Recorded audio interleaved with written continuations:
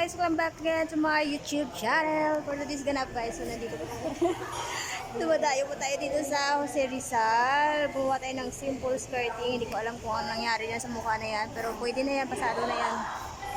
So meron sila bukas pa contest ni Ma'am Jackie. So sumama po ako sa kanila para mag-skirting.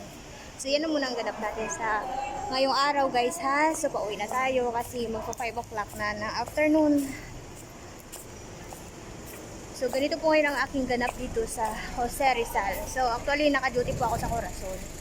So, dinala po ako ng teachers dito sa Jose Rizal para mag-skirting. Kasi meron lang pa-contest bukas. So, yan po ang gawa. Yan. Ito po yung kanilang covered court.